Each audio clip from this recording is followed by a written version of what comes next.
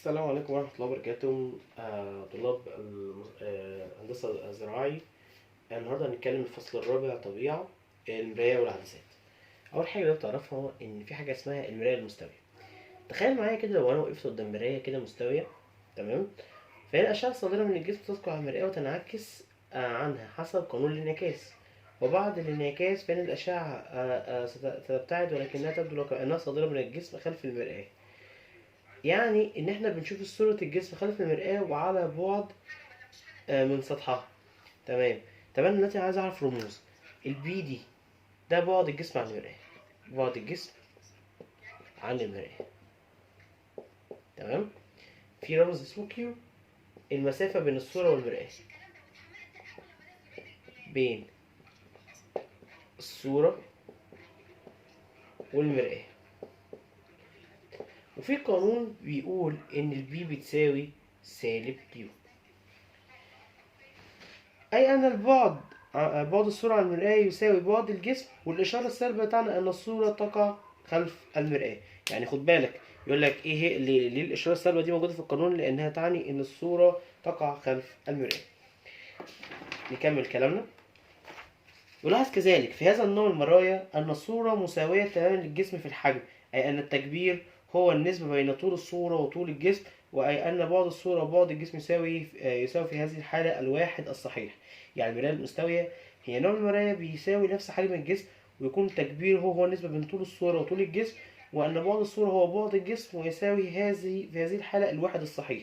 يعني نسبة التكبير اللي هي الام يساوي واحد. تعال نتكلم بعد كده على تاني نوع اللي هو المرايا الكرية. في حاجة اللي هي المرايا الكرية دي تعرف المرايا الكرية بأنها مرايا سطحية يتكون منها جزء صغير من كرة. يعني بيقول لك ليه ما سميت المرايا الكرية بهذا الاسم؟ لأن سطحها يتكون جزء من كرة، وتكون الصورة في هذه المرايا حسب قانون الانعكاس، ولكن طبيعة الصورة في هذه الحالة تكون مختلفة. وتقسم المرايا الكرية لنوعين: في مرآة كرية مقعرة سطحها الداخلي عاكسا وتكون محدبة إذا كان سطحها الخارجي هو السطح العاكس. تعالوا نفهم بس النقطة دي مع بعض.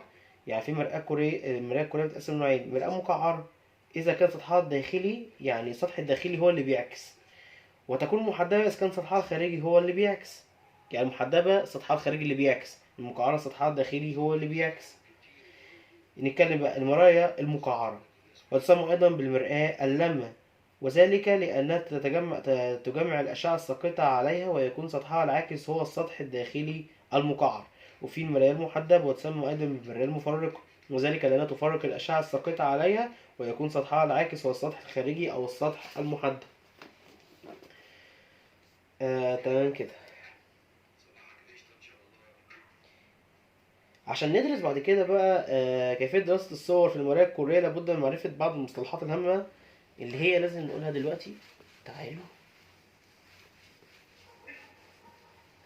سجل معايا بقى الرموز دي، وهات ورقة وقلم وسجل معايا. اعمل ملزمتك بنفسك هتساعدك.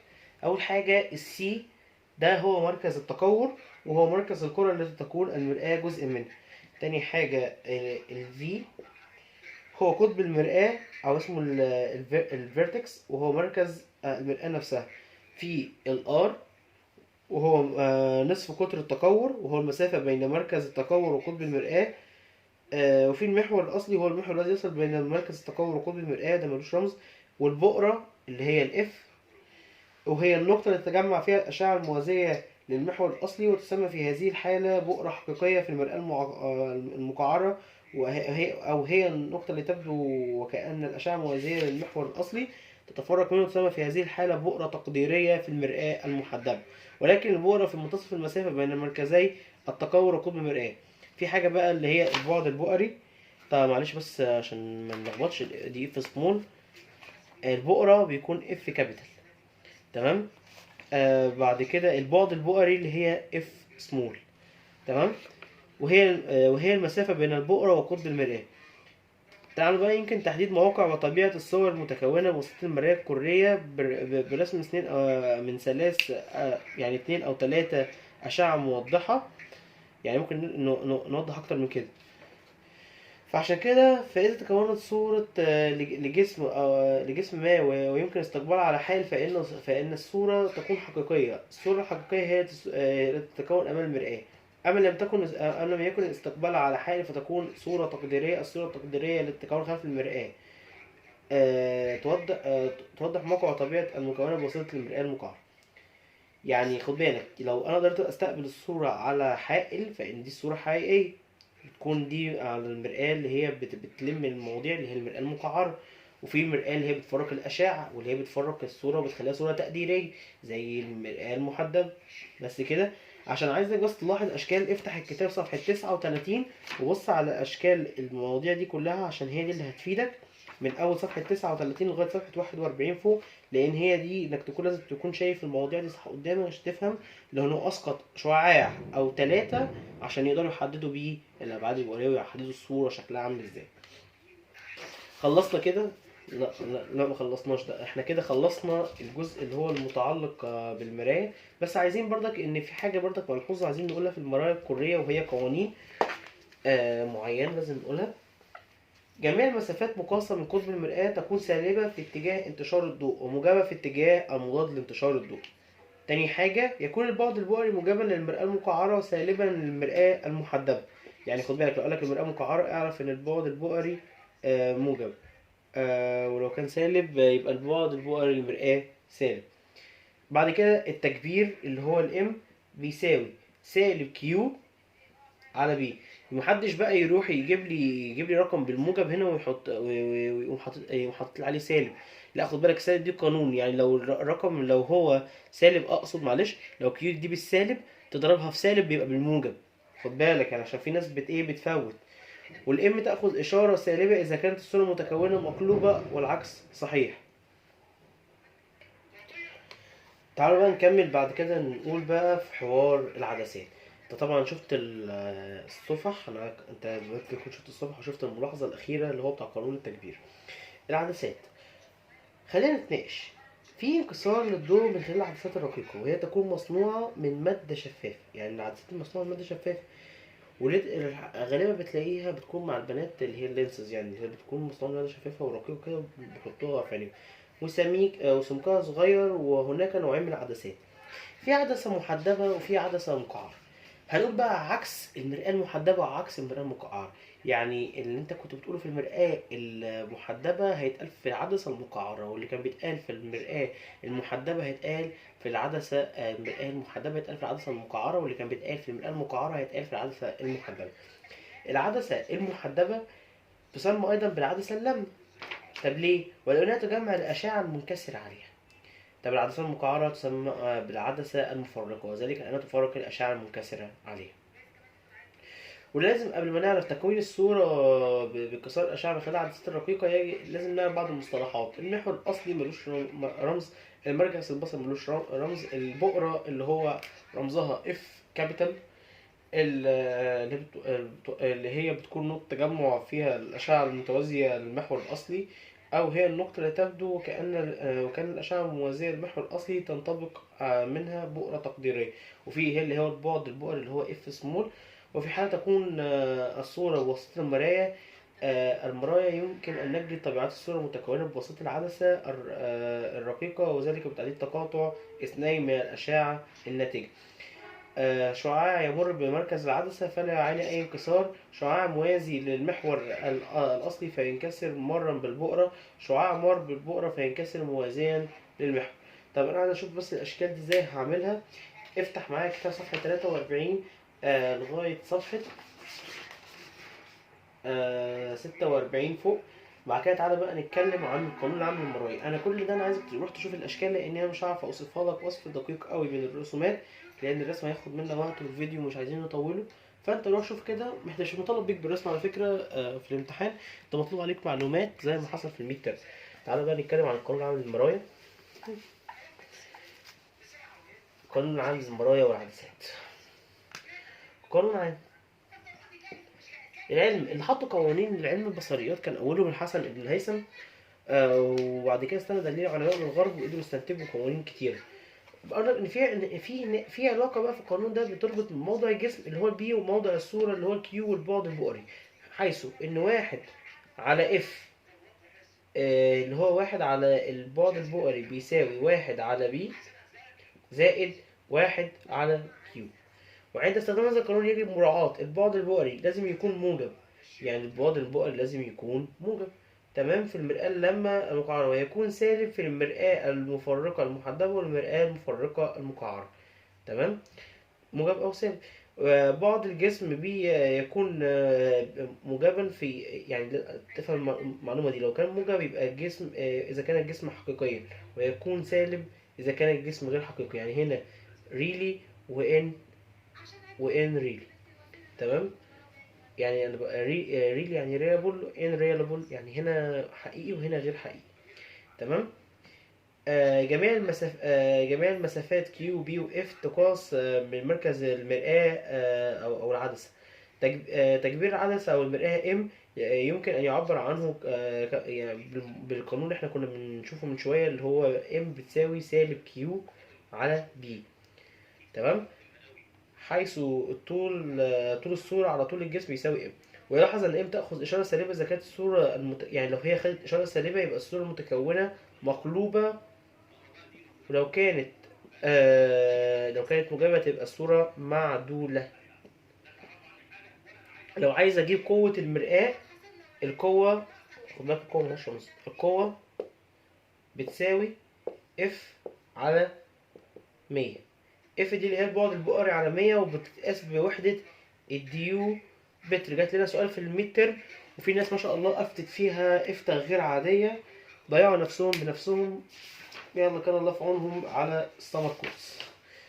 يعني ربنا ما يهمل حد بالسمر كورس ده، اصلا كفايه المبلغ اللي هو قايل عليه 6000 جنيه، ما شاء الله يعني. هتكره اسم سمر اللي هو واحد فيه اصلا يعني. تمام، هنحل دلوقتي مسألة.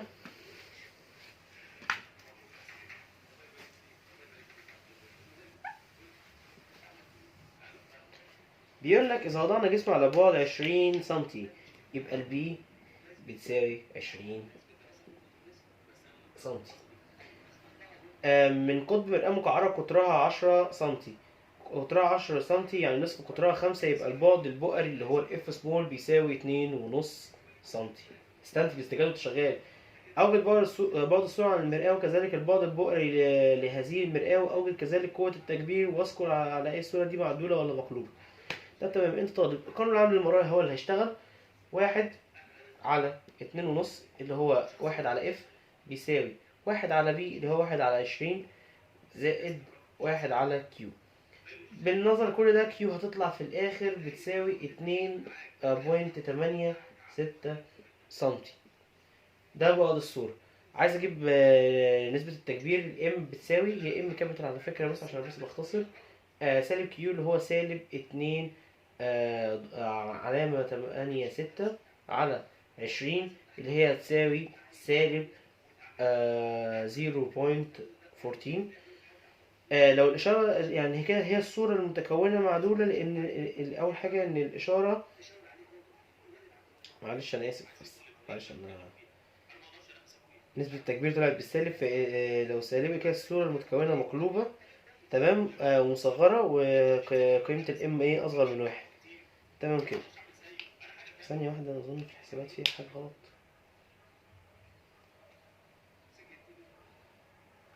أنا حسبت حاجة غلط. لا كل حساباتنا صحيحة.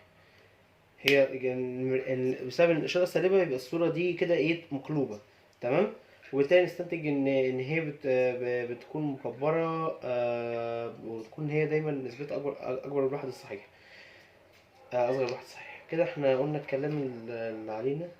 حاسس ان في غلطة في المسألة، انا مش حلها كده لما كان كده، انا واخدها من حل على حل الكتاب، بس حاسس ان في حل ده غلط.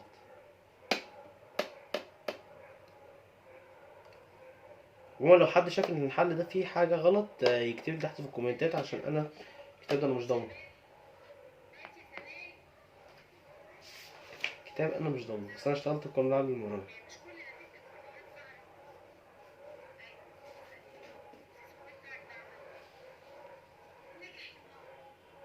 لا هو صح، ماشيين صح.